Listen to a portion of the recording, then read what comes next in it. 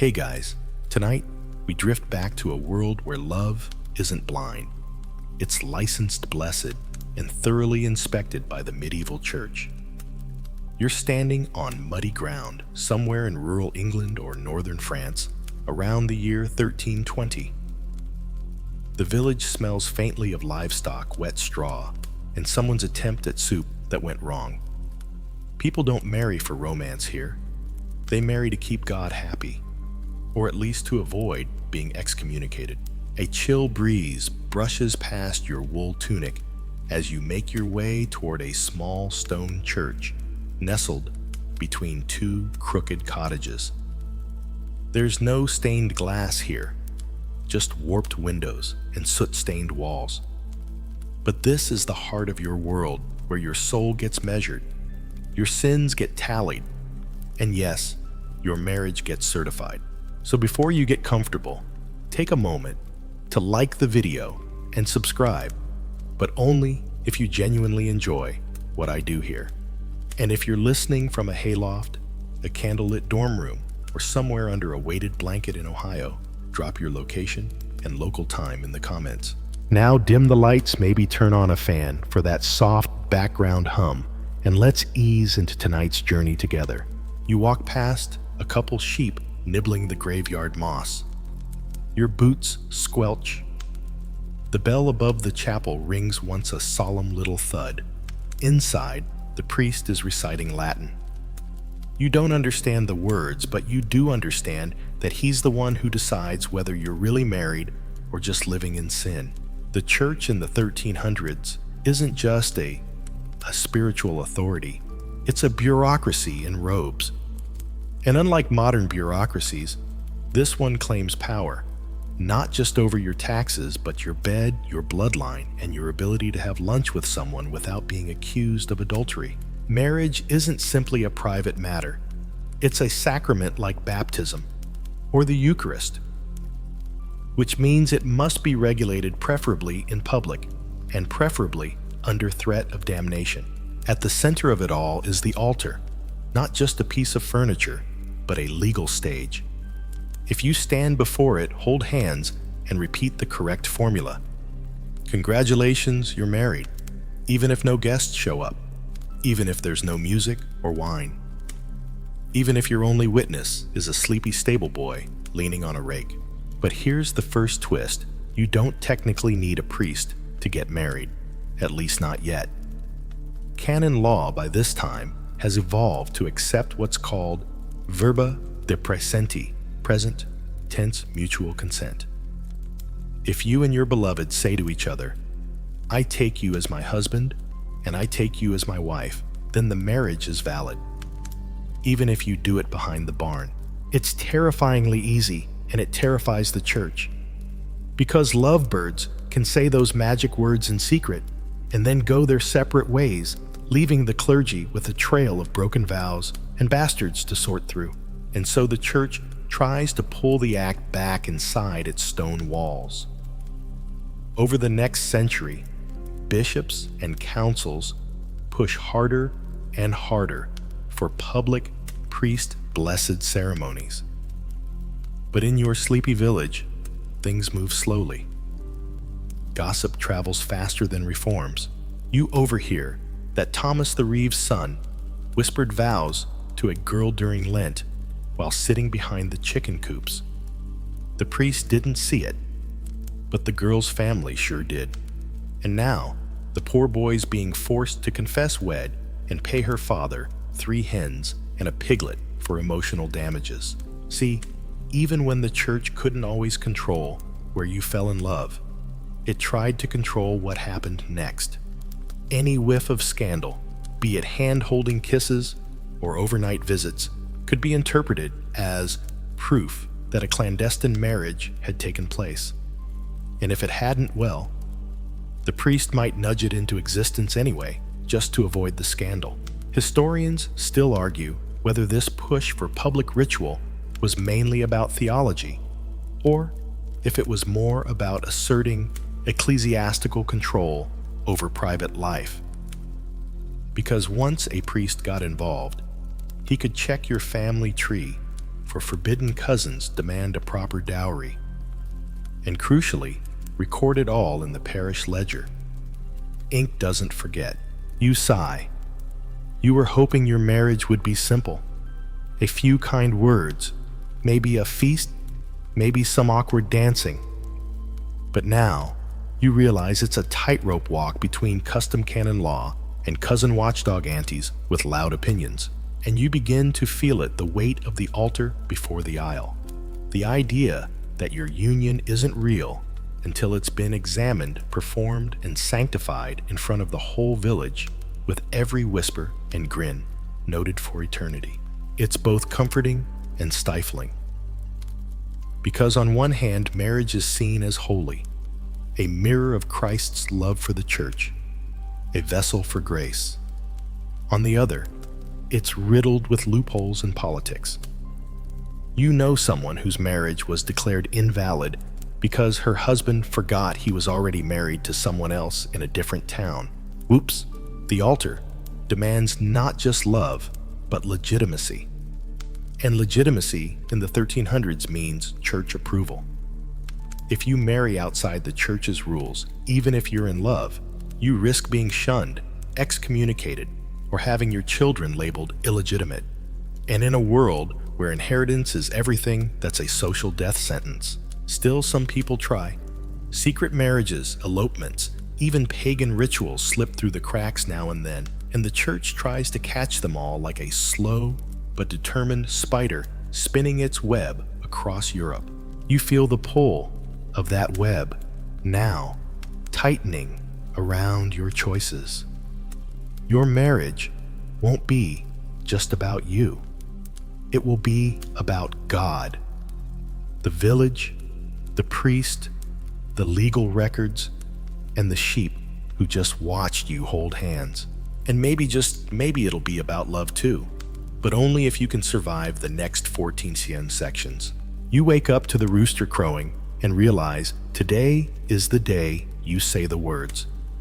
Not vows, not yet, just words. The kind of words that might lock you into a lifelong commitment, depending on who hears them, what time of day it is, and whether anyone saw you wink.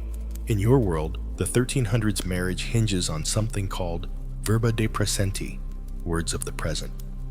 You and your beloved don't even need a priest. Just each other, mutual consent, and the unmistakable, irreversible utterance of I take you as my husband or I take you as my wife. That's it. That's the spell. You don't need candles. You don't need rings. You don't even need clothes. Technically, though, good luck explaining that to Father Bertram. Just say the words, and boom, God considers it done. No redos. Of course, things get weird immediately. Let's say you said those words yesterday while tipsy on mead behind the barn. You're not even sure you meant it. But under canon law, you might already be married. You didn't sign anything, but you spoke it. And in the 1300s, your mouth is basically a legal pen. There's even a case from medieval France where a woman claimed she muttered the vows in her sleep. Her would-be husband insisted that counted. Historians still argue whether the court took him seriously or just found a polite way to say, "Nis trai Pierre." Now, if you say, "I will take you as my husband in the future," that's verba de futuro, future tense. It's just a promise. But combine that with, certain nighttime activities, and suddenly, the church will treat it as binding. The line between engagement and marriage isn't just blurry, it's actively on fire. So here's the dilemma. You're out walking with your sweetheart, holding hands like the rebel you are. She turns to you and says, "I'd take you as my husband, you know." Your stomach flips. Your heart races. But your mind screams, "Did she just marry me?" This paranoia isn't just yours. Priests, neighbors, even family members obsessively monitor how people talk. If someone says the wrong thing, especially in front of witnesses, it could trigger a full ecclesiastical investigation. Testimonies, cross-examinations, even threats of eternal damnation if you lie under oath. All because of a few unguarded words under a walnut tree. To make things more surreal, the church treats words as more binding than actions. You could live with someone for 10 years, raise 6 children, share a bed, a cow, and a headache, and still not be officially married if you never said the magic phrase. Conversely, say it once, and even if you run away 5 minutes later, you might be tethered for life. This makes spontaneous romance a terrifying minefield. You start imagining worst-case scenarios. What if you drunkenly joke, "You're basically my wife now," and your friend reports it to the local bishop? What if you whisper it, just to see her blush, and the stable boy overhears? To the church, intention matters, but so does performance. In fact, if the vows were said in a performative way, it doesn't matter how many sheep were watching, it counts. There's even an infamous case from England where a couple jokingly staged a fake wedding at a village festival, complete with costumes, candles, and a fool playing the priest. Everyone laughed. Then the woman got pregnant. Then the man panicked. Then the bishop got involved. The result, a forced marriage. Not because of the baby, because of the joke. But don't worry, it gets even more absurd. Suppose you do get married with the right words.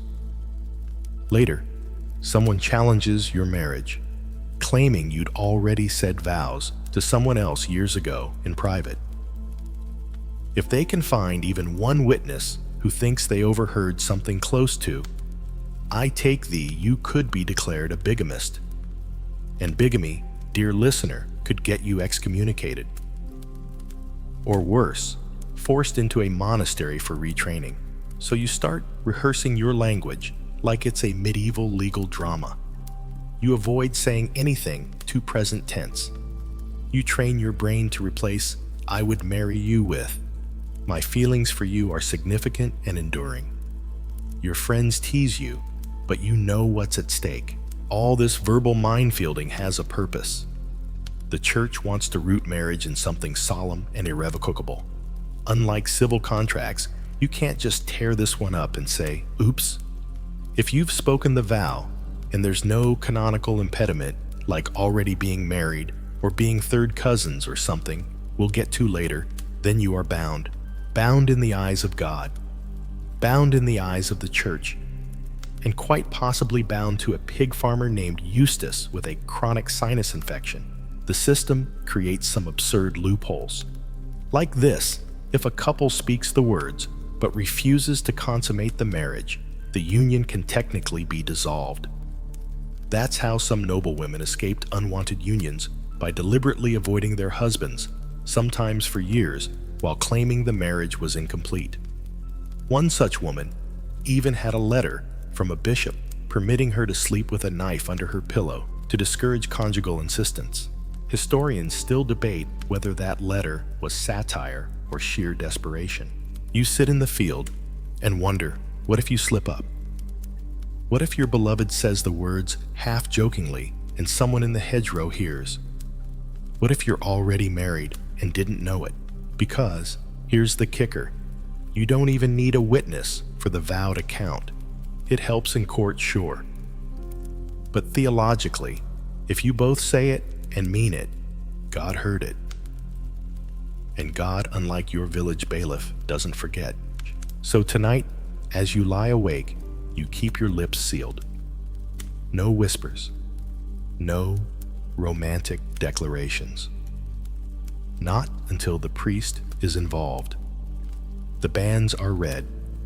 The relatives are bribed, and the goat is properly blessed. In medieval marriage, silence is not just golden. It's self-preservation. It's the third morning you've woken up with a stomach full of dread and a head full of legal Latin. You and your intended haven't said anything yet, but the tension is there like an overcooked turnip stew, warm, heavy, and vaguely dangerous. You're both too scared to flirt in complete sentences, but here's the strange comfort. Consent still matters. Not just whispered consent in a dark barn, but clear, mutual, voluntary consent. It's one of the church's more progressive stances, really.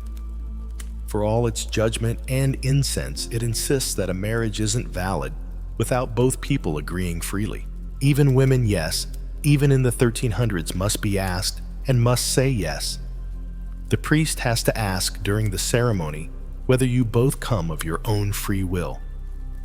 And if there's the slightest hint of forced coercion or someone hiding behind the altar with a sword, the marriage can be declared null. Which is surprisingly woke for a century where people still thought bathing might cause leprosy. Of course, there's a catch. Consent doesn't count unless the church hears it. And not just hears it, records it, preferably in a large leather-bound ledger with ink that looks suspiciously like dried blood next to an entry about someone who once tried to marry his goddaughter. Spoiler, that's not allowed. So you can't just whisper your love into the wind and hope the angels notarize it. You have to stand preferably trembling but audible and speak your vows while the local priest listens. And if your voice cracks, you might be married forever to someone you didn't quite mean to marry. You're starting to get the sense that the church doesn't fully trust you. Or anyone, really. Which is why it's built this elaborate fortress of rituals around your supposed free will. The ceremony itself, when it happens, is a strangely theatrical blend of religion and law. First, you appear before the priest in the doorway of the church, not inside. This threshold space symbolizes that you're entering a sacred union, but haven't quite earned the full interior yet. Kind of like a spiritual loading screen. Then comes the interrogation. "Do you come here freely?" the priest asks, squinting. "Yes," you reply, trying not to throw up. "Are you of age?" he asks. You nod. "You're 14. That counts." "Is there any reason you cannot be wed?" And here's where everyone holds their breath. Because now's the time for anyone to stand up and yell, "He's promised to my cousin," or "She's already married in Toulouse," or "They're fifth cousins on their mother's side." It's dramatic. It's uncomfortable. It's exactly what the church wants. Because that consent, it has to be public. It has to be witnessed. And it has to be unambiguous. Even a pause, a shrug, or a nervous giggle can send Father Bertram into a theological spiral. Historians still argue whether this obsession with verbal public consent stemmed from genuine respect for personal agency or whether it was just the church's clever way of controlling who married whom. By requiring the ritual, the priest, the community's ears, all while holding the final say, the church essentially monopolized the definition of marriage, and thereby the control of families, property, and social structure. But hey, at least you get to say yes, right? Well, sort of, because not all consents are created equal. If you're a young woman of wealth, your father's consent weighs a lot more than yours. If you're a peasant girl with no dowry, your yes might be dismissed as desperation. And if you're a runaway nun, your yes might just get you burned. There's even a famous case where a woman eloped with a man she loved. They said their vows in private, lived together for years, and had children. When he later abandoned her and tried to marry someone else, she dragged him before an ecclesiastical court. She insisted they'd been married. He insisted it was all an illusion. The court ruled in her favor, not because she had the better lawyer.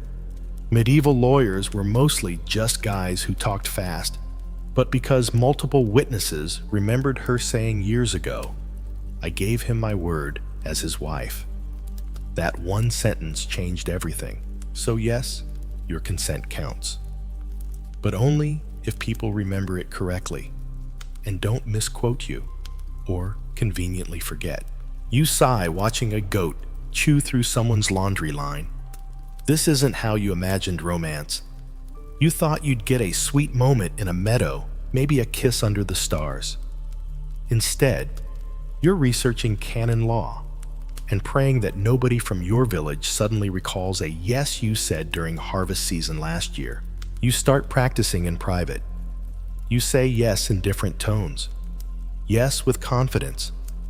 Yes with trembling lips. Yes as though the priest has a hearing problem. And yes, loud enough to be heard by the gossipy baker's wife, just to be safe. The church wants your free will, but also your full performance. And don't forget the ink. Once you're married, the priest writes it down in the parish register. A great heavy book that smells like sheep oil and mold. This record will follow you beyond the grave. It will be used to prove your children are legitimate, to settle inheritance disputes, to defend your widow's claim to 3 goats, a small orchard, and half a crumbling shed. Of course, that assumes the ink holds, and that the mice don't eat the corner with your name on it, or that Father Bertram doesn't spill his wine across your entry during Vespers. Still, compared to the rest of medieval paperwork, it's remarkably efficient. Most secular courts at the time could barely spell your name. The church, for all its incense and indulgences, knew how to file things. So as you rehearse your vows by moonlight, you begin to realize the irony. Your love is yours, but it's only real when said out loud, performed correctly, and inscribed by someone else. In the 1300s, love without paperwork is just flirting with extra steps. You've kept your mouth shut for days now, terrified of accidentally marrying someone by complimenting their turnip stew. But the pressure is building, not just from your own heart, but from everyone around you. Because here's the thing, medieval Europe doesn't believe in privacy, especially not when it comes to love. Courtship isn't a secret thing, it's a public event. Everyone gets involved. Your parents, your priest, your neighbors. That old woman who always smells like cabbage and suspicion. They're all watching. Why? Because they're trained to. The church encourages it. It's not just that marriage is a sacrament. It's that how you get there must follow a very particular moral roadmap, and the community is expected to help enforce it. Gossip becomes surveillance. Politeness becomes testimony. Let's say you and your sweetheart go for a walk at dusk. Alone. Just once. You think it's harmless. But the next morning, someone reports you to the priest. They lingered, they whisper. She laughed too freely. That's enough for suspicion to begin. And suspicion is fuel. Remember, your body isn't entirely your own. Not in the eyes of the church. Your virginity, your behavior, even your glances, they're considered public assets, signs of your worth or your fall. And everyone has the right, the duty even to monitor that. There are rules, so many rules. Don't touch before the banns are read. Don't dance too close at festivals. Don't kiss in shadowed corners. Don't whisper sweet night to thee unless you're married, or unless you're ready to prove in court that you meant it as a cousinly gesture. Historians still argue whether this culture of moral surveillance was primarily religious or simply social control masquerading as piety. Because in villages where people shared wells walls and weather privacy wasn't a concept, it was a scandal. You start to see it all like a performance. The way you walk, the way you speak, you're being observed, judged, cataloged, and not just by humans. There's a popular belief that saints, particularly the Virgin Mary, watch young couples. That if you sneak a kiss behind the granary, a statue somewhere will weep blood. Probably just rust, but still. One boy claims St. Cuthbert turned his feet inward for 3 days because he flirted with a betrothed girl. Nobody could prove it, but now he walks like a duck, and people assume it's divine justice. To prevent such divine podiatry, the church turns courtship into a kind of moral labyrinth. You can visit your beloved at her family's home, but only in a public room, ideally with someone sewing nearby. You may exchange tokens, ribbons, carved spoons, maybe a flower, but nothing too sentimental. A poem, risky. A kiss on the hand, dangerous. A promise of marriage whispered during a game of blind man's bluff, potentially a legally binding confession. This is how you learn to navigate love in the 1300s, like a burglar in your own emotions. Every gesture must be weighed, every word buffered. You write messages in bread crusts. You give your beloved a pine cone and pretend it's just a pine cone. Some couples try to rebel.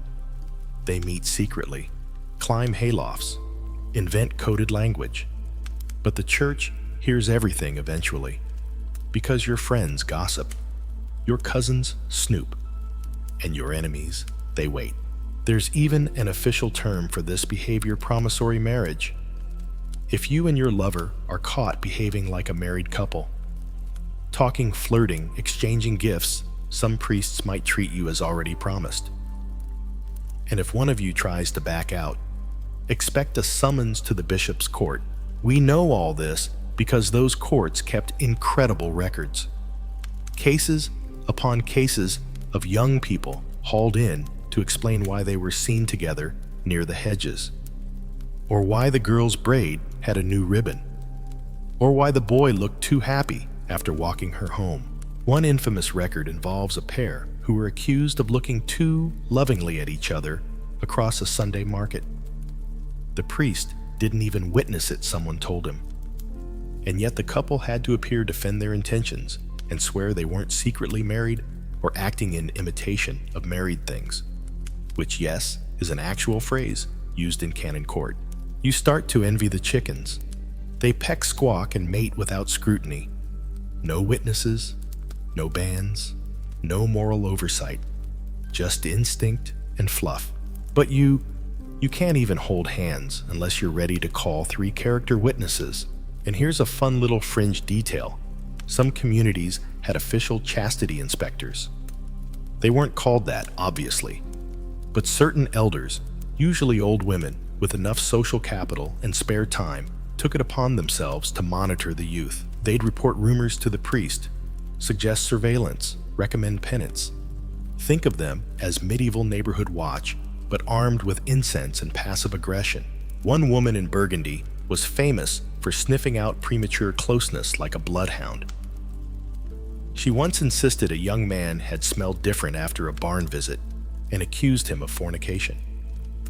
The priest didn't believe her until she claimed the Virgin had revealed it in a dream. Case closed. You lie in bed, staring at the beams above you, and realize love isn't just hard, it's theatrical. Every move you make is a scene. Every word you say, a line from a play written by theology gossip and patriarchal paranoia. And still you want to say something. To be seen not just as a subject of scrutiny, but as a person in love. You imagine a world where that's allowed, but here in the 1300s, love is possible, but it better behave. The church bell rings on Sunday, slow and heavy as you step through the frost.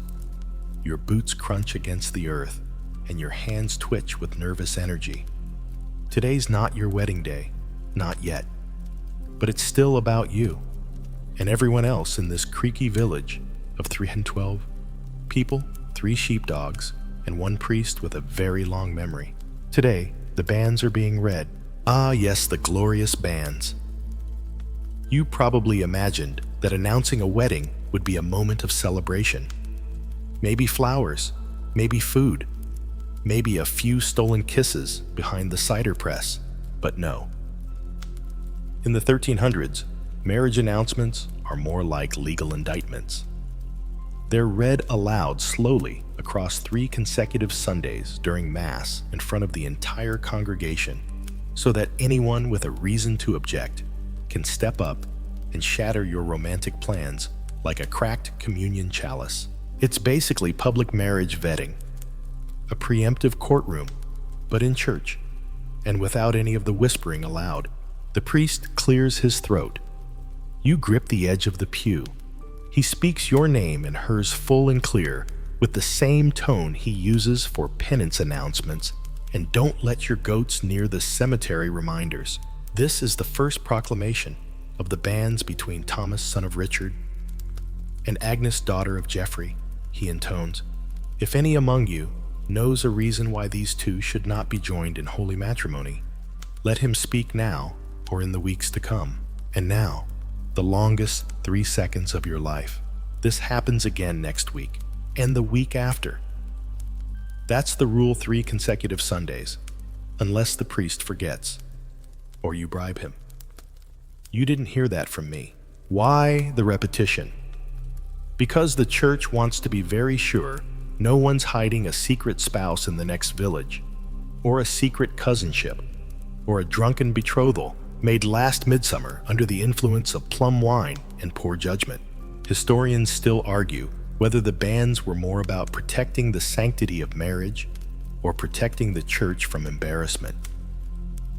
After all, it's hard to officiate a sacred union when someone interrupts the ceremony, shouting, "He's already wed to my sister and owes her a goat." Yes, that did happen, more than once. And if someone does object, the marriage is halted. An investigation begins. Witnesses are summoned. Depositions are taken. You might have to travel to a bishop's court, which could be days away, just to answer questions like, did you ever promise to marry Bertha while under the influence of religious enthusiasm, or do you share a common great-grandmother? So, for now, you wait. Not just you, your whole village waits. Every week, people shuffle into church, not to hear the sermon, but to listen for drama. Who's marrying whom? Who's not? Whose banns got postponed, canceled, or mysteriously moved to another town? The banns become medieval tabloid content. They feed the gossip mills. They offer everyone a safe excuse to stare, and they expose things no one wanted to say out loud. Sometimes, bans are denied because someone's too young or too related or already pledged. In those cases, the shame is public. Your name gets read out with a grim little, "The marriage shall not proceed at this time," which is basically the 14th century equivalent of getting ghosted in front of your grandmother. But suppose no one objects. Suppose your name is read 3 times and no rival suitors, vengeful exes, or suspicious aunts rise from the pews to cast doubt on your romantic intentions. Congratulations! The church now deems you safe to wed. You're still not married, but you're now in a sacred limbo, betrothed, examined, and pre-cleared like theological luggage. In some places, couples had to pay a small fee to have their banns read. In others, the priest would forget unless you provided him with a loaf of good bread or a nice cheese wheel. There are records of one priest who refused to announce bans during Lent because it interfered with his fasting schedule. Still, even with all its awkwardness, the system had its uses. The bans protected people from secret, fraudulent, or coerced marriages. They gave space for truth to emerge, and they helped create a communal sense of who belonged with whom. But they also caused chaos. There's a famous case in York where 2 bans overlapped. A young man's name was read in 2 different churches with 2 different women. When both sets of families arrived for the final wedding, all hell broke loose. One side had the priest, the other had the paperwork. The young man had a black eye before the Eucharist was even served. Your situation isn't that dramatic, but still, you feel watched, assessed, labeled. The bans, in their monotone rhythm, make it all real. They strip romance of secrecy. They remove the maybe. They bind you to a name, a family, a future. Out loud. 3 times, on holy ground. And something about that weight, about hearing your names echoed off stone walls, where funerals and baptisms have taken place, makes the whole thing feel like more than just a marriage. It feels like a reckoning. So you sit, you listen, and you brace yourself for next Sunday. Because while love may be quiet, medieval marriage is loud. And the bands? They're not asking for applause. They're asking for objections. You've made it past the third reading of the bands. No dramatic objections, no distant cousins leaping from pews clutching parchments. Just the usual coughs, the droning of the priest, and a baby crying near the back. You're in the clear. Almost. Now it's time for the real business of marriage stuff. Because love is great and all, but in the 1300s, a marriage without material backing is like a knight without armor. You might survive, but everyone's going to question your judgment. So today, your families are sitting down to sort out the dowry and maybe a few surprise conditions. Picture the scene. 2 long tables, 2 tense fathers, a modest pile of coins, and a goat that absolutely will not stop bleeding. Your future mother-in-law is busy counting out pieces of linen. Your aunt keeps muttering about that one cousin who ran off with a cobbler and didn't even get a skillet. And somewhere in the corner is a church official with a parchment ready to make sure God is satisfied with the deal. This is not a romantic moment. This is a merger. Dowries in the 1300s are part of the church's moral infrastructure. The idea is that a woman must enter marriage with something of material value, not to buy her husband's affection, but to protect her. A good dowry ensures that if she's widowed or abandoned, she won't starve. At least not immediately. So, your bride brings a goat, a decent wool blanket, 6 pewter plates, a chest of linens, and oddly enough, a pair of embroidered shoes that nobody really wants to talk about. Your family throws in 2 sacks of barley, and the promise that if there's a second harvest, your uncle will consider gifting a piglet. The church doesn't officially set dowry prices, but it hovers over the negotiations like a holy vulture. Why? Because a proper dowry reflects a marriage's legitimacy. It signals seriousness, stability, and most importantly, no hint of sin. And the dowry contract gets recorded, often in the same register as baptisms and deaths. It becomes part of your spiritual footprint. Some theologians even argued that a marriage without a dowry was lacking spiritual foresight. Others just thought it looked suspiciously like fornication with paperwork. Historians still debate whether the church genuinely cared about women's security, or whether it was more interested in creating an audit trail for family alliances. Either way, it meant one thing: no dowry, no dignity. You can't help but notice the imbalance. The groom's family might provide a mourning gift, a sort of thanks for marrying me bonus, but it's rarely equivalent. It's more symbolic than substantial. A bit of land, a small animal, or sometimes a portion of the man's future inheritance. The real burden lies on the bride. There's a fringe case recorded in Milan where a woman refused to marry unless the man gifted her his best cloak and an entire row of grapevines. The priest was outraged. The woman stood firm. The result? She got the cloak, the vines, and a passive-aggressive sermon about humility. But back to you. Your family can't afford gold, and her family isn't noble. So you both settle into a more modest expectation functional survival. That's how you end up in a candlelit barn, watching 2 elders write down a list of your shared property, a shared blanket, 3 hens, a wooden bowl, and partial claim to 1 cow's future calf. It's romantic in a deeply logistical way, but the church isn't done. It also wants proof that this isn't a secret marriage, a coerced union, or worse, an attempt to conceal sin. So there are interviews, testimonies, Did you both consent? Was there an exchange of property? Was anyone naked before the sacrament? That last one is awkward, but yes, it comes up. Because if you consummate the marriage before the church recognizes it, things get dicey.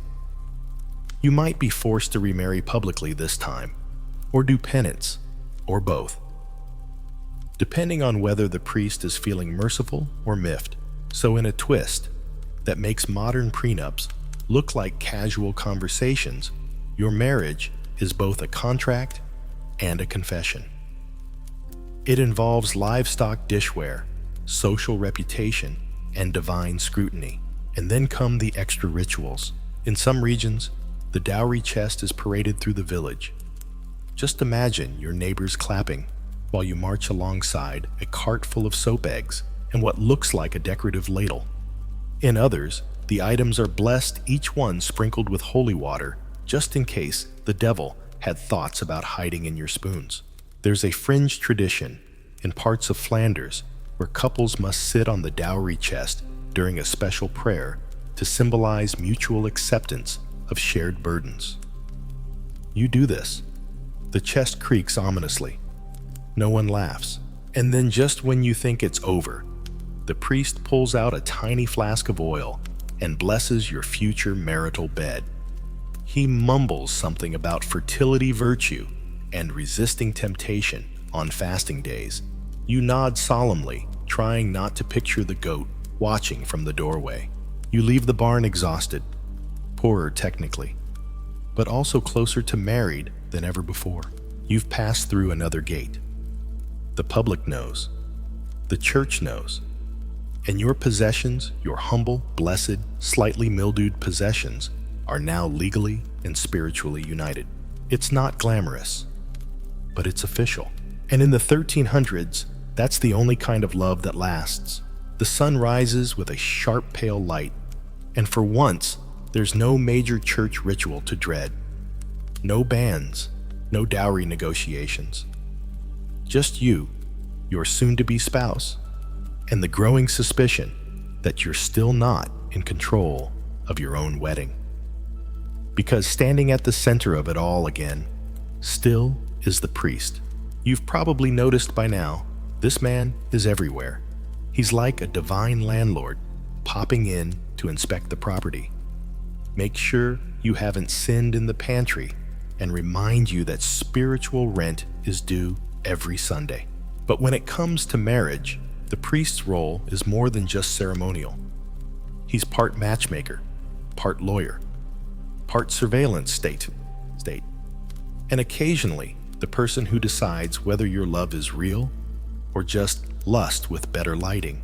From the first whispers of courtship to the final blessing over your bed, he's watching. Or at the very least, he's collecting detailed reports from the moral busybodies of the parish. If the banns were a way for the church to vet your intentions, the priest is the living, breathing, incense-scented embodiment of that scrutiny.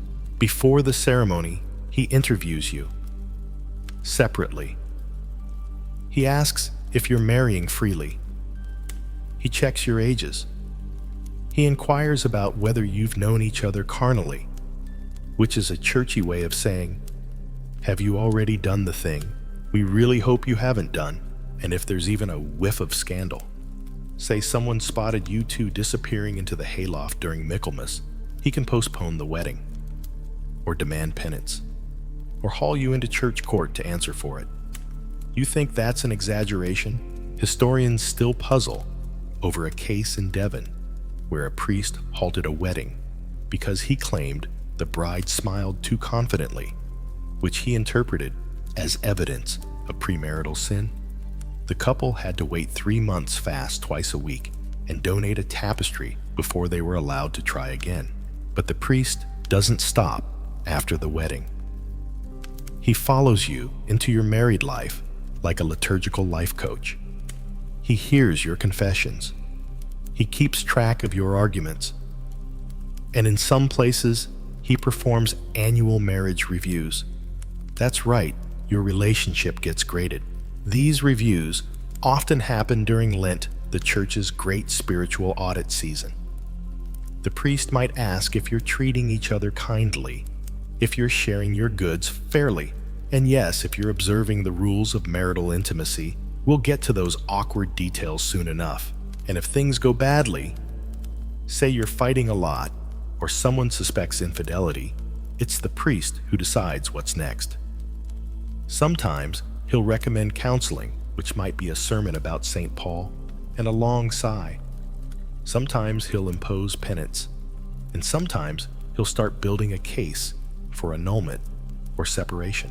Because priests didn't just bless marriages, they could dismantle them. Not casually, but firmly. Now, imagine you're a wife whose husband beats you, or drinks himself senseless, or just disappears for weeks at a time. There's no secular authority eager to help. Your father's tired of the drama. Your neighbors shrug. But the priest, well, depending on the man, he might take your case seriously. There are recorded instances of priests ordering restitution fines or forced apologies. Sometimes even temporary separations, though never full divorces. Those the church didn't allow. Marriage was permanent, unless, of course, it had never truly existed in the first place. That's where the priest's legal skills come in. He has to know the canon laws around impediments, those sneaky clauses that could make a marriage invalid. If you're secretly related, if one of you is already married, if there was coercion, or if consent was flawed, the marriage could be annulled as if it never happened. And the priest often gathers that evidence himself. He might interview neighbors, read old letters, look for clues in confession. In one bizarre case from southern France, a priest voided a marriage because the husband had lied about the size of his land holdings, calling it a deceit of such magnitude as to hinder true consent. Another priest once annulled a marriage because the couple had consummated the union before the banns were finished. He declared the act a theft of grace. Nobody quite knew what that meant, but the couple had to remarry with penance, of course. Historians still argue whether priests wielded this power responsibly or abusively. Some see them as protectors of the vulnerable, using their authority to shield women and resolve impossible disputes. Others describe a system where personal bias, local politics, and the occasional grudge could shape a couple's fate. And then there's the issue of fees. Because yes, many of these services, marriage preparation, annulment hearings, even some blessings required payment. And the more complicated the case, the more the church might charge. Some priests got rich, others just grew bitter and cold, muttering Latin while sniffing suspiciously at every pregnant woman who showed up at their door. You wonder sometimes what your priest thinks of you. Does he believe in your love? Does he think you're ready? Or does he see yet another union to be micromanaged like a garden that might grow weeds at any moment? Because, here's the quiet truth, he's not just officiating your marriage, he's inhabiting it.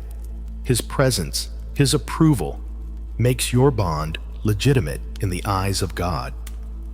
Without him, your love might still exist, but it wouldn't be holy. It wouldn't be safe. And so you include him. You accept his gaze. You submit to his paperwork, his questions, his occasional sighs, because in the 1300s, marriage isn't just between two people. It's between you, your spouse, and the man in robes who never stops watching. There's a buzz in the village this morning, not from bees, but from rumor. A whispered phrase passed between fishwives and swineherds. They might be related. And just like that, your wedding is in danger of unraveling, because in the 1300s, love may move mountains, but it can't outrun canon law. And canon law, it's obsessed with your family tree.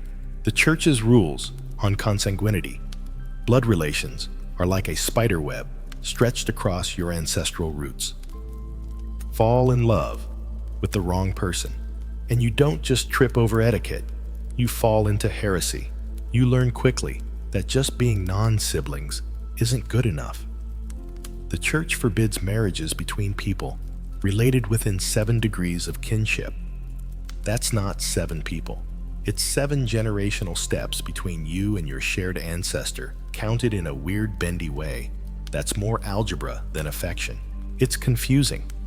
Most people can't track their lineage beyond a grandparent or two.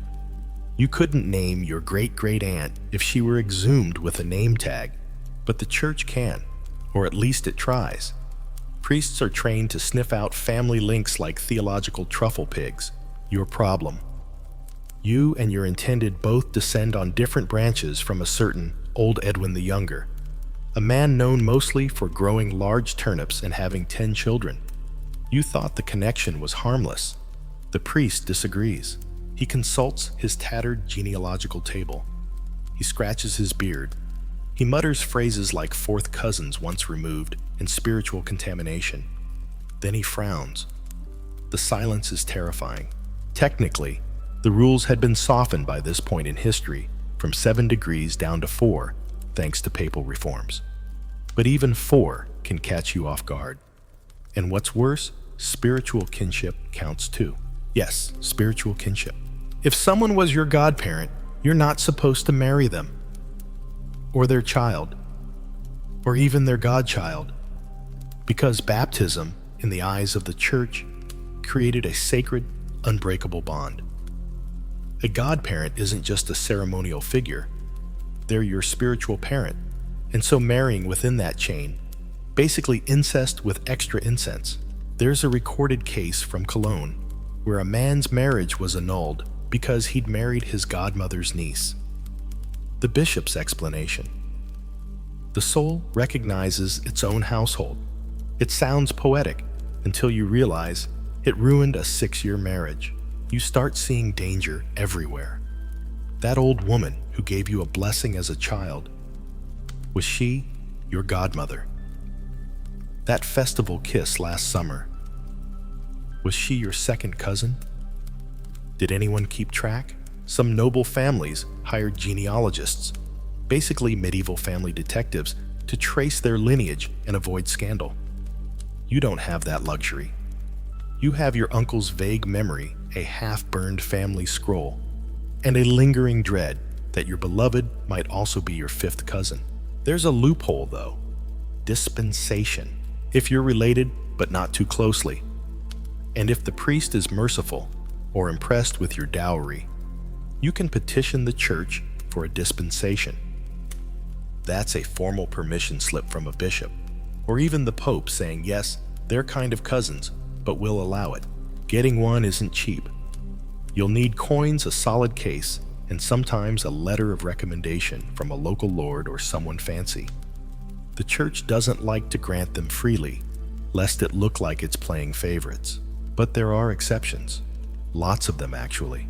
Because, surprise, many noble families had to intermarry. There simply weren't enough unrelated options in their social class. So while peasants were often blocked for being 4th cousins, royalty routinely married 2nd cousins with papal blessing and a wink. Historians still argue whether this double standard was born of necessity or naked hypocrisy. Some say it reflected realpolitik. The church had to appease powerful families. Others believe it simply exposed how malleable the rules were when silver was involved. Meanwhile, you're pacing. You've asked your great-uncle if he remembers any overlap between your line and hers. He recalls a wedding feast where someone might have danced with someone else who might have been somebody's aunt. He also remembers the stew. Not helpful. So you go to the priest and lay it out. The family names, the possibly shared ancestor, the fact that your beloved's eyes do not look like yours. He listens. He sighs. He recommends a fast and some extra prayer. Then a decision: you'll need a dispensation, and he'll help file it. There's a fee, of course. You agree. The goat from the dowry might be involved. You don't ask questions. The process takes weeks. You begin to wonder if it's all a sign. Maybe God is hinting you're meant for a different life, like cloistered solitude or goat herding.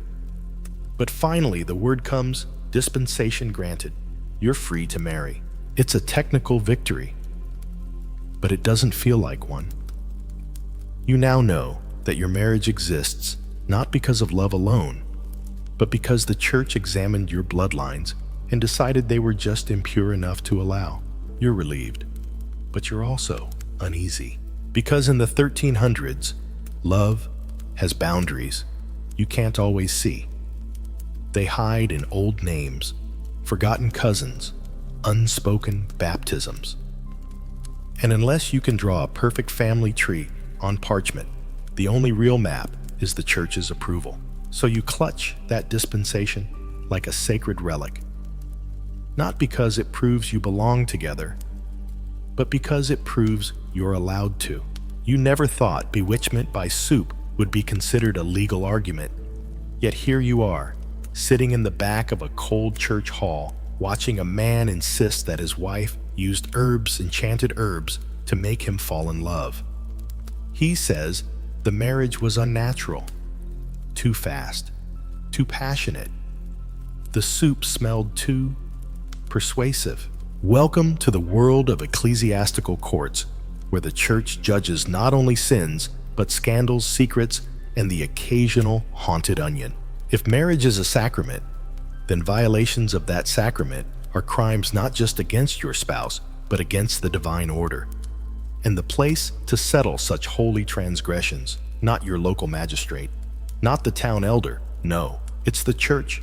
These courts aren't hidden in catacombs. They operate in plain sight, often in chapels or side halls presided over by clergy with serious brows and ink-stained fingers.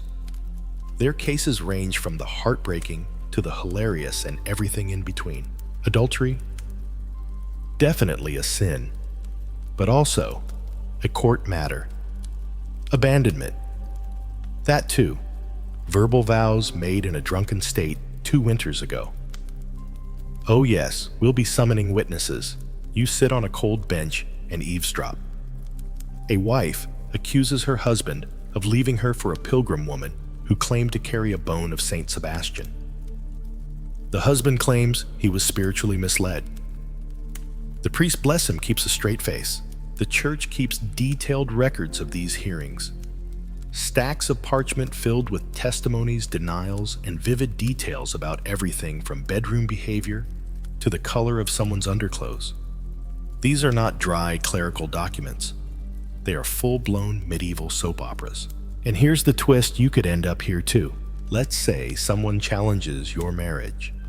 Maybe an old flame says you'd already promised yourself to them. Maybe your mother-in-law claims you're sterile and accuses you of witchcraft. Maybe your spouse just regrets everything and is looking for a loophole. Welcome to court. You'll be summoned, questioned, and expected to produce witnesses. Not just friends, but respectable friends. Preferably ones who remember the precise words you said during your betrothal. Did she say, "I take you as my husband"? Or, "I might take you as my husband someday when the pigs fly"? That distinction, that's everything. And if there's suspicion of foul play, bewitchment, manipulation, or even improper food items, expect scrutiny. The church had a surprisingly expansive definition of influence. A love potion. That's attempted spiritual fraud, a blessing from a hedge priest that could invalidate everything. A night spent under a full moon alone together. That's suspicious. Add soup, and it's almost certainly sorcery. One case from the archives tells of a woman who brought her husband to court because he no longer met her eyes after feasting with the blacksmith's widow. She claimed the widow had offered him a goose stew, and that after tasting it, he became melancholy and prone to wandering. The court listened, questioned the man, and perhaps out of mercy ordered a week of fasting and confession. The stew went unpunished. These courts could be surprisingly empathetic at times. A woman abandoned by her husband might be granted temporary support or a formal separation. A man duped into a false betrothal could sometimes find a way out, but for the most part, the church's aim was to restore order, not to comfort hearts. And yet in their tangled way, these courts gave voice to the voiceless. Women especially used them to seek justice in a world that rarely listened. Some used the system to escape dangerous marriages, others to defend their reputations against slander. Historians still debate whether these courts were instruments of control or outlets for agency. Were they designed to trap people in doctrine, or did they offer a rare path for the powerless to be heard? The answer, as usual, is probably both, but there's another reason these courts existed to document. The church believed in paperwork, and marriages needed paperwork, not just to prove their validity, but to protect them from erosion. That's why even minor cases got written down, because once on parchment, a claim became part of history, a relationship, a betrayal, even a misunderstanding about a goose stew. These things were no longer rumors. They were testimony. You leave the courtroom feeling uneasy, because you've realized something. Marriage in the 1300s isn't just a bond. It's a legal minefield, a fragile thing that can be questioned, examined, and possibly undone with the right phrasing and a few persuasive witnesses. You're not just in love. You're in a contract, a monitored, archived, and spiritually audited contract. So you walk a little more carefully now. You avoid old lovers at market. You choose your words with the caution of a lawyer and the reverence of a monk. And you stop accepting soup from strangers. Because in the medieval church, love might be sacred, but the courts are watching. It's finally happened. You're married. The vows have been spoken. The priest has nodded solemnly. The dowry has been dragged into your shared home, and well, now you face a new chapter of marital life in the 1300s, the bedroom, or more accurately, the rules about the bedroom. Because yes, even here the church has thoughts, deep detailed, occasionally disturbing thoughts. You close the wooden door behind you and take a breath. You and your spouse sit on the straw mattress, staring at each other as though someone might still be watching. And honestly, they might be. There were entire regions where the wedding night was expected to be witnessed. Not the act, thankfully, but the lead up, the disrobing, the yes, they're really going through with it moment. Sometimes it was the priest himself who stood outside the door, listening for, let's say, conclusive signs. Other times, it was an elderly aunt. And sometimes, bless the poor souls, it was the village seneschal, there to confirm the union was not just spiritual, but biological. Now, in your case, you managed to dodge the more theatrical versions of this ritual. But the expectation is clear. The marriage isn't truly sealed until it's consummated. No pressure, right? The church believes marital intimacy is holy when done properly. But what counts as proper in the 1300s is well a narrow path. First off, no intimacy on Sundays, or feast days, or during Advent, or Lent, or if one of you is fasting, or if you're pregnant, or within a certain number of days after giving birth, or if it's too close to communion, or if it's a Thursday. Yes, Thursdays. Historians still argue why Thursday made the list. Some believe it was due to associations with the Last Supper. Others think it was just too close to Friday, which was a day of penance. Whatever the reason, there were roughly 100 days per year when married couples were not supposed to engage in a hymn-holy bonding. And even when the calendar says yes, the church still has rules. The only acceptable position officially is the missionary. Anything else, and you risk being accused of unnatural behavior. Marital acrobatics, as it were, could land you in confession or worse, on trial for moral corruption. One priest wrote that those who deviate from nature in love shall find themselves devoured by worms in the next life, which makes the whole affair sound less like romance and more like a scene from a particularly grim Bible-themed horror story. You and your spouse lie in the dark, silent, unsure. You whisper about what's allowed. You try to remember which saints might be watching, and somewhere in the corner, your blessed dowry goat lets out a snore. Of course, these rules weren't always followed. Behind closed doors, couples experimented, laughed, and sometimes ignored the guidelines entirely. But the threat of spiritual consequence hovered over every bedpost. And priests weren't shy about reminding people. In confession, the questions could get pointed. When? How often? With what intention you were expected to say that intimacy occurred solely for the purpose of procreation. Pleasure tolerated, maybe. Enjoyed, dangerous territory.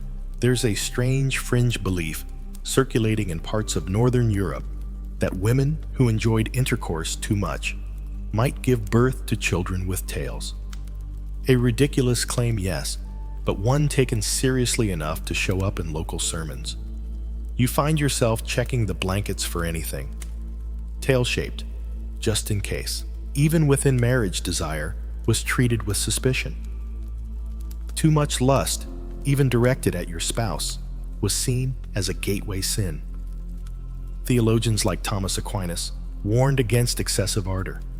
A husband who desired his wife as if she were a prostitute was spiritually endangering both their souls. Translation: don't get too into it. And yet the church needed marriages to be fruitful. Children were a sign of divine favor. So couples were encouraged to be open to life, just not to enjoy themselves too much while doing so. A delicate dance.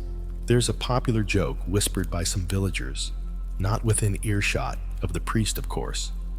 In marriage, you must make love like monks eat stew, sparingly, solemnly, and never on holy days. Still, some couples fought back in quiet rebellion. They found ways to be close outside the official calendar. They invented code phrases. Let us pray took on some interesting meanings. They kept their love alive in stolen moments, between chores, between sermons, between feast day prohibitions. Because for all the church's rules, people are still human, and the human heart inconveniently doesn't always check the calendar. But the church wasn't only concerned with frequency and form. It also cared deeply about intent. If you consummated your marriage but didn't mean to stay together, or if one of you had regrets, or if the act was coerced, the whole union could be called into question. That's why, in some places, couples were required to swear post-nuptial oaths, declaring they had consummated their marriage freely and with proper intention. A verbal receipt for your wedding night in case God ever audited you. One famous court case involved a nobleman who refused to sleep with his new wife because he feared her excessive piety would absorb his essence. The court ruled against him. He was told to proceed or forfeit his lands. We do not know how enthusiastic the proceedings were after that, so you lie there in the candlelit dark, weighing your options. You want to honor your vows. You want to feel close. But you also don't want to be struck by divine lightning or end up in a parchment record titled Case of Excessive Thursday Passion. You and your spouse hold hands, and together you begin to navigate the sacred, strange, rule-heavy intimacy that is medieval marriage, quietly, carefully, but maybe, just maybe, with a smile. You wake the next morning to the sound of church bells, a faint ache in your back from the straw mattress, and a strange realization you did everything right. The vows, the banns, the dowry, the soup, avoiding the candlelit sacred consummation. You're married, fully, publicly, spiritually, and yet there's still a shadow lurking, a question that hums just beneath the surface of your daily chores and stolen glances. Is this truly holy? Or is it just tolerated? Because, oddly enough, even when you followed all the church's steps, the institution itself still seemed a little uneasy about marriage, almost suspicious. Like it had agreed to the whole concept, but only reluctantly. Like a monk attending a feast, technically present, but visibly uncomfortable. This is because, deep down, medieval church doctrine never quite got over the idea that marriage was a compromise, a lesser path, a spiritual concession for those who just couldn't handle lifelong celibacy. You'd think something so central to society family property alliances would be celebrated outright. But no, marriage was often framed as a kind of containment strategy for lust. Better to marry than to burn, said St. Paul. And that sentiment stuck around like an uninvited in-law. So even when your marriage is valid, the church often treats it like it might explode. You're urged to remain chaste as much as possible.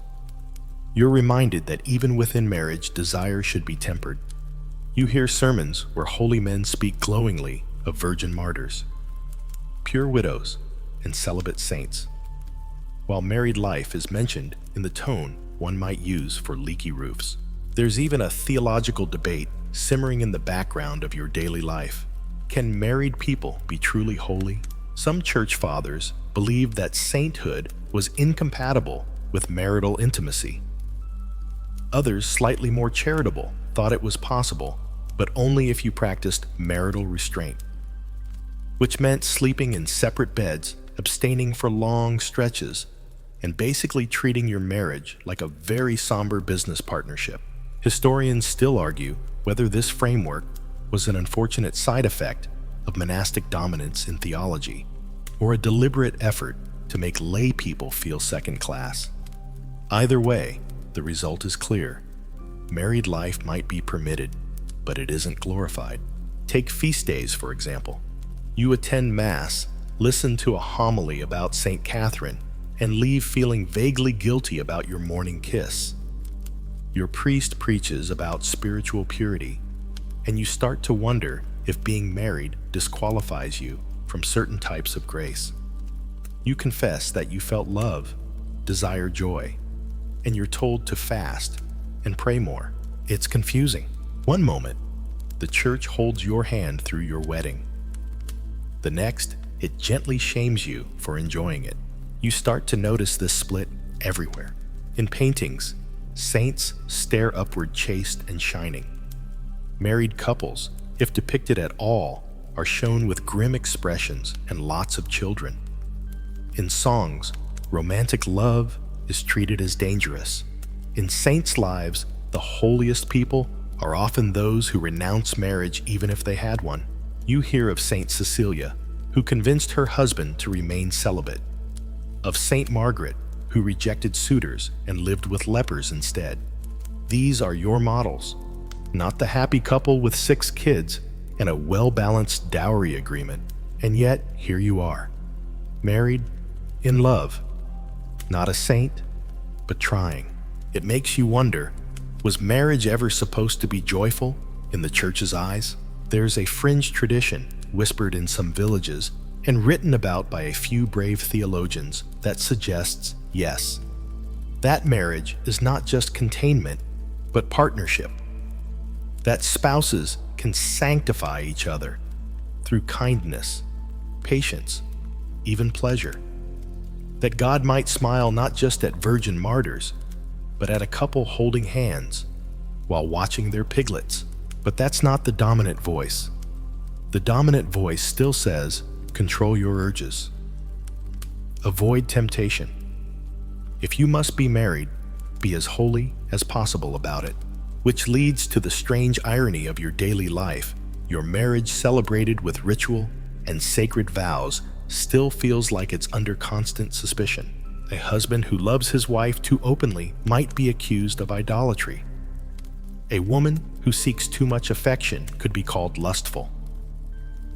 A couple who laughs in bed, questionable. There's even an old clerical saying, Too much warmth in marriage feeds the fire of hell. Comforting right, so you start to hide your affection a little. Keep your touches brief, your laughter quiet, your joy muted, because you don't want the priest to raise an eyebrow, or your neighbor to report a spirit of immoderation in your home. Still, you hold on to something, a quiet belief that love, even in this rigid world, might be more than tolerable, that it might be divine in its own quiet, earthy way, that maybe the saints were wrong to see passion as a threat, and maybe, just maybe, God understands the way you look at your spouse when they're laughing. Even on a Thursday, the morning after All Souls' Day is colder than usual. You step out to fetch water and catch sight of the black veil worn by the widow down the lane. Her husband died last spring. Everyone remembers it was a whole event. The tolling bells, the incense, the procession, with a cart bearing not just the man, but a full pewter bowl he'd insisted be buried with him. Now, 6 months later, she's still in mourning. And more importantly, she's still not remarried, which in the 1300s is a situation. Because in the church's eyes, marriage might be a permanent bond, but so is widowhood. And deciding what happens to a woman once her husband dies is oddly one of the most complex parts of the system. You might think that once widowed, a woman could just remarry if she wanted. But no, first, she must prove a number of things: that the original marriage was properly consummated, that the dowry obligations were fulfilled, that she isn't still under a spiritual vow, and that she's not somehow tainted by grief-driven impropriety. Oh, and she must wait a period of time just to be sure she's not pregnant, because nothing complicates an inheritance like an unexpected heir. The church encourages this waiting period. Some bishops even set local guidelines, often a full year of mourning, before remarriage is permitted. Not for spiritual reflection, mind you, but to avoid scandalous haste. If she remarries too soon, whispers start. Accusations. Sometimes even formal charges of adultery, yes, posthumously, because if her behavior implies that the first marriage was already dying in spirit before the body went cold, it brings the sanctity of the union into question. So the widow down the lane waits, but not all widows wait willingly. Some are forced to remarry, especially if they're young landholding and considered politically valuable. Others are pushed into convents, often by in-laws, who prefer that she not take the estate out of the bloodline. And then there are wards, unmarried young women, often orphans, whose marriages are arranged by guardians or lords. Sometimes even by the church itself. These girls might not know their suitors. They might not know what marriage means. But if a bishop signs off on the contract and the dowry is sufficient, it's done. Consent in theory is still required, but we've already seen how loosely that idea can be interpreted. One bishop famously ruled that a nod, when silent and modest, may yet contain divine affirmation. Sounds poetic until you realize he was approving a wedding between a 13-year-old and a man old enough to remember the previous plague. In other cases, young girls were promised in marriage and sent to live with their future in-laws before the official ceremony to acclimate. That's how you get scenarios where a 12-year-old is scrubbing floors in a strange house, waiting for the day her betrothal becomes binding and dreading what happens next. Historians still debate how much say these young women truly had. Were they pawns or participants in a system they understood and accepted? Were they victims of patriarchy or merely survivors of it? It depends on the record and who wrote it. Now, let's add another twist: the married and separated. Because while the church forbids divorce, it allows separation from bed and board under extreme circumstances. That means you're still married technically, but you no longer live together. And you're not supposed to remarry, ever. That's how some women escape abusive husbands. It's rare, it's difficult, but it happens. You find a record in the church log of a woman who lived alone in the hills with a small flock of sheep after receiving such a separation. Her husband had beaten her so badly that even the priest couldn't ignore it. He gave her sanctuary status, not a new life, just space. But even then, she was still known as the wife of Thomas, even though Thomas had moved 2 villages over and remarried illegally. She couldn't start over. He could. You wonder if she ever tried to love again. There's a fringe belief in some rural areas that second marriages are cursed. Not by doctrine, but by folklore. That the first husband watches from purgatory jealous. That children of second marriages are unlucky. That you'll never dream peacefully again if you break your original vow, even if death broke it first. So widows light candles, wear black, pray for permission they may never get, and some, they fake it. They perform the mourning but remarry quietly. In another town, under another name. If no one finds out, perhaps it was never really a sin. You think of the woman down the lane, still lighting her hearth alone, still carrying water, still receiving the occasional quiet inquiry from men whose own wives are long gone. She never answers. She just says, "God hasn't told me I'm finished yet." Because in this world, marriage doesn't end at death. It lingers in veils, in prayers, in rumors, in laws. And sometimes it doesn't end at all. A fog hangs low over the village this morning, and it matches your mood. Not because of anything you've done, but because of something you heard. Whispers again. A boy down the road had his marriage annulled, not because he cheated, not because he lied, but because apparently he forgot his wife's name during confession. You blink, trying to make sense of it. That's not how marriage is supposed to work, right? But in the 1300s, an annulment isn't just getting out of a marriage. It's a declaration that the marriage never really existed in the first place. That despite the vows, the feast, the priest's Latin mumbling, the chicken stew, and the shared mattress, it was all void. In the church's eyes, this is a serious matter. Because once a union is sealed, it's meant to last until death. Unless, of course, something invalidated it from the start and you just didn't notice. That's where annulments come in. They're like spiritual time machines. If granted, they erase the marriage as though it never happened. You weren't husband and wife. You were just confused. But don't mistake annulment for an easy escape. The church doesn't hand them out like indulgences. You need grounds, and not just vague complaints about snoring or excessive flatulence. You need legal, theological, canonical reasons. The list includes impotence, not to be confused with infertility, if proven permanent and prior to marriage, it's grounds for annulment. Consanguinity. Remember that cousin loophole we talked about? If the priest didn't check well enough, it can still ruin everything. Coercion. Were you forced into the wedding? That counts though, proving it is another matter. Prior marriage. If one party was already married and didn't mention it, that invalidates everything. Bigamy is a fast track to annulment and possibly public shaming. Lack of true consent. If someone said the vows under fear confusion or misunderstanding the sacrament may not have taken.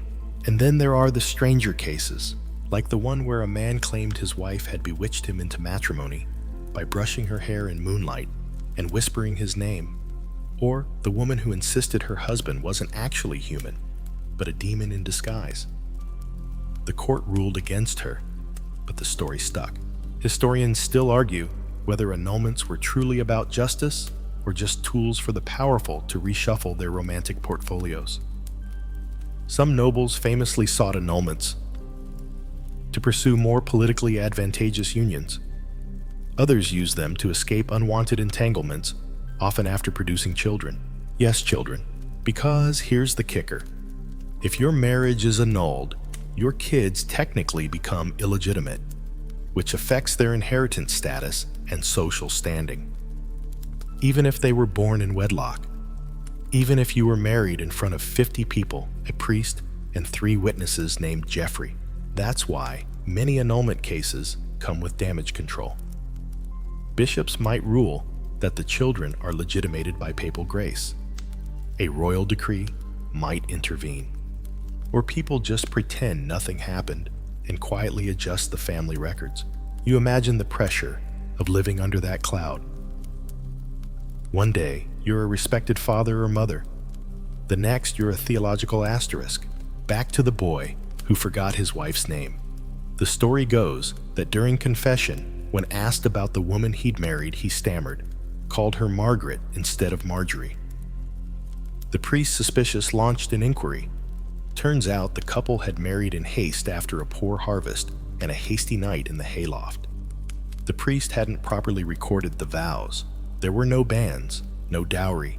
The union was shaky. The result? Annulled. Just like that, as though it never happened. You walk past Marjorie, if that's still her name, selling eggs in the market. Her eyes are tired, her smile too practiced. People still whisper, she's not quite divorced. She's just unwed again. There are others like her. Some find relief in annulment. Escape from unhappy unions, a second chance. But most carry it like a scar, because annulment isn't clean. It doesn't just sever bonds. It questions everything. Your love, your choices, your very reality. There's a fringe story, probably apocryphal, of a couple who were annulled due to a technical error in the Latin wording. Years later, on their deathbeds, they remarried in secret, whispering their vows with trembling hands. Not because they feared hell, but because they still believed. In the church's ledger, their first marriage didn't count, but in their hearts, it was the only one that ever did. You think about your own vows, the way your spouse's hand trembled in yours, the hush in the chapel, the little candle that wouldn't stay lit. You remember it all, and you hope the scribe's ink didn't smudge, that no old promises were forgotten, that no cousin connections emerge from the shadows. Because in this world, marriage isn't secure until someone decides it was, and sometimes even then, it isn't. It starts with a tooth, a pig's tooth to be exact, worn on a leather cord, pressed into a young bride's hand as she kneels beside her wedding bed. For fertility, whispers her grandmother with the seriousness of someone handing over a royal seal. Rub it beneath your pillow. Say the prayer, then wait. You think it's a joke at first, but in the 1300s, there's nothing funny about trying to conceive. Because while the church might not celebrate the pleasures of marriage, it absolutely celebrates the product of it, children. And if those children don't appear soon enough, people start asking questions. So tonight, your thoughts aren't on vows, or dowries, or canon law. They're on relics, holy ones. Because when fertility doesn't arrive on schedule, medieval couples often turn to objects, a mixture of sacred devotion and charming desperation. Enter the relics, saintly bones, teeth, cloth, scraps, even entire fingers sealed in little glass tubes. The church had a complex relationship with them, sometimes skeptical, sometimes exploitative, but always present. Want a baby? Try kneeling before St. Margaret's rib. She's the patron saint of childbirth, known for allegedly bursting out of a dragon's stomach unharmed. Yes, really. Women would visit her shrines, touch the relic, whisper a prayer, and drink water that had been blessed in her name. Sometimes they even borrowed relics from the church for a night on strict condition they returned it before sunrise. But not everyone could access official saints. So people got creative. In a village not far from yours, women pressed their stomachs to the tomb of a long-dead nun said to have performed miracles, though the church never officially recognized her. Others carry bits of wax shaped like babies, offer them at altars, and pray until the wax melts. A symbolic plea to melt their own barrenness. There's a record from Normandy of a woman who tied a piece of bread to her thigh after it had been passed 3 times under a statue of the Virgin Mary. She slept like that for a week. 9 months later, she gave birth to twins. The church called it coincidence. The villagers called it divine proof. Historians still argue whether these rituals were tolerated acts of popular piety or sly forms of folk religion sneaking past ecclesiastical control. Because while bishops might grumble about superstition, they rarely stopped the procession. After all, a fertile parish meant more baptisms, more tithes, more souls to manage. Your own priest is of the cautious sort. He tells you to pray, to trust in God's timing, to light candles. Official candles, mind you, purchased from the church, and to confess any inappropriate thoughts you may have had during marital intimacy. You do this twice. Then your aunt shows up with a dried parsley root, a silver coin, and a story about a woman who conceived while sleeping with a relic of St. Anne beneath her mattress. You say nothing, but you hide the coin under your pillow that night anyway, because in this time, science doesn't explain much. Theories about hot wombs and cold humors circulate, but they're as helpful as a blind shepherd. So couples turn to symbols, actions, sacred gestures. You begin to hear the stories. A woman who walked around the church 3 times backwards, then threw her apron into a well. A man who fasted for a month, slept on a hair shirt, and touched his wife's forehead with a relic of Saint Raymond Nonatus, the patron of unborn children. A couple who visited 3 churches in one night, leaving behind coins in the shape of eggs. One widow swears her son was born because she wore a relic of Saint Joseph near her navel while feeding geese. You don't ask for the full explanation. Some rituals edge into the surreal. In Saxony, there's a tale of women eating crumbs from beneath the altar during the Feast of the Annunciation. In Ireland, certain stones believed to speak when sat upon were used in fertility rites. Whispers in the wind, said to be divine signs. Then there are the pagan echoes. Herbs tied in cloth pouches, songs sung in secret, offerings left in groves. The church warns against these practices, but people are persistent. They want answers. They want babies. And so do you. Not because the church says you should, but because you want someone to hold, to raise, to pass on the stories, the land, the laughter. You dream of small feet on the floorboards, a child's cry mixing with birdsong at dawn. You and your spouse begin visiting nearby shrines. You touch the relics, whisper the prayers, swallow bitter teas, sleep with charm-stuffed pillows. You light candles so often your fingers are wax-stained. You feel hope. You feel fear. Because this isn't just about faith. It's about proof. In your village, a childless couple is a curiosity, a threat. If months go by with no swelling belly, people wonder. They whisper, maybe she's barren. Maybe he is. Maybe it's punishment for a secret sin. Maybe God is withholding. And the church, while merciful in tone, is merciless in expectation. Be fruitful. Multiply. Fill the world and the pews with your legacy. So you do everything they suggest and everything they don't. You pray, you plead, you place a pig's tooth under the pillow. Because in the 1300s, when marriage fails to bear fruit, you don't go to a doctor. You go to a saint. The sky hangs low and silver this morning, the kind of light that makes the village look like it's made of pewter. You and your spouse walk together in silence, past fields stripped bare by harvest, past the church where your name is still carved into the marriage register. You don't speak, you just hold hands. Because you're not thinking about beginnings today. You're thinking about endings. In the 1300s, marriages don't dissolve with courtroom drama or long legal documents. They end the old-fashioned way with death. And even in death, the church isn't done with you. When one of you dies, everything you built together, your goats, your shared spoons, your debts, your good name hangs in the balance. And so does your soul. Because the church doesn't just preside over your wedding. It also presides over your legacy. You pass the graveyard where stone crosses lean like weary sentinels. A grave is being dug, not yours, not today, but close enough to stir that tightness in your chest. It's a reminder, till death do us part is more than poetic. It's a theological checkpoint, a spiritual audit, and depending on how you lived, the church might judge your marriage even after it's over. The rites of death are familiar.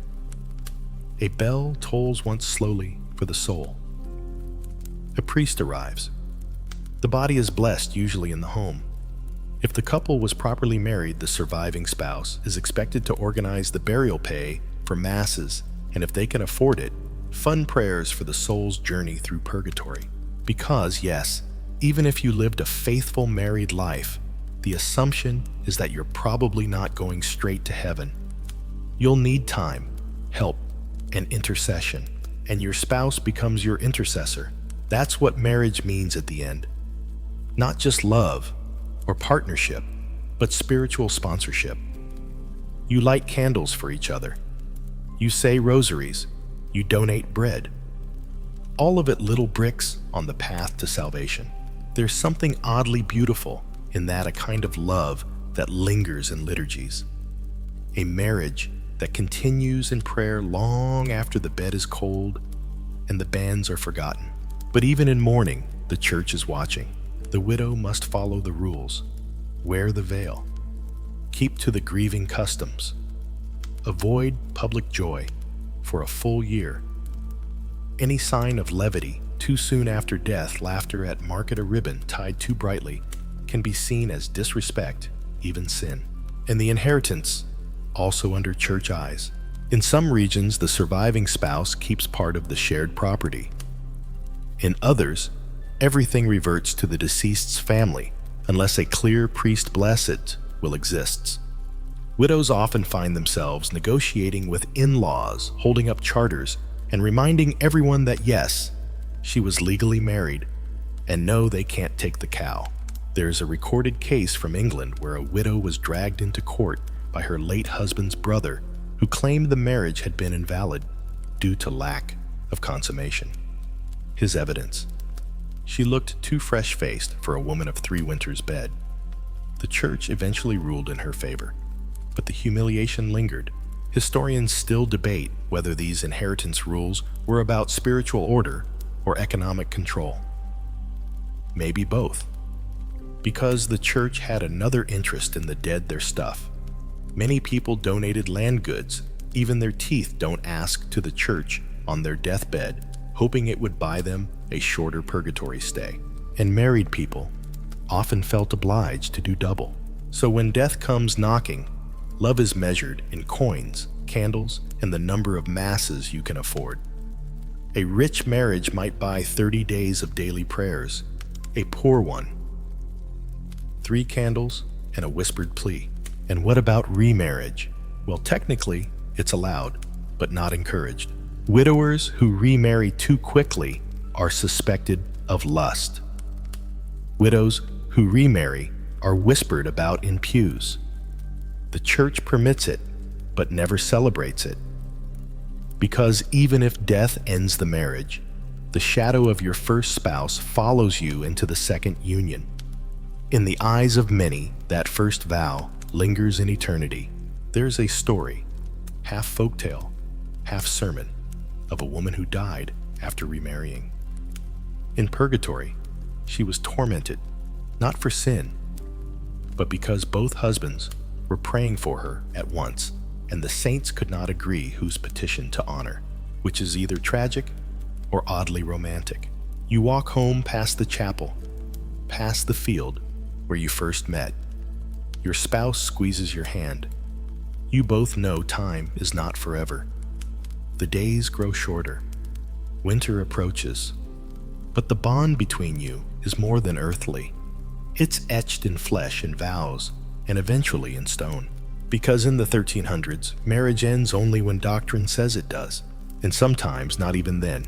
And now, as we reach the end of this quiet journey, through stone churches, whispered vows, and pig-tooth charms, it's time to let go of the flickering torchlight and close the heavy wooden door behind us. You've walked through muddy lanes and into candlelit chapels. You've spoken vows with trembling lips. You've carried dowries, hidden affection, and recited prayers by moonlight. You've seen how love in the 1300s wasn't a fluttering feeling. It was a contract, a confession, a communal performance judged by heaven and earth alike. But now you can rest. No more worrying about bans or consanguinity. No more wondering if Thursday is a holy day or a scandalous one. No priest hovering in the doorway. Just the soft hush of sleep approaching the quiet assurance that the story is finished, at least for tonight. Let your thoughts drift like smoke rising from a village hearth. Let the past fade into gentle silence.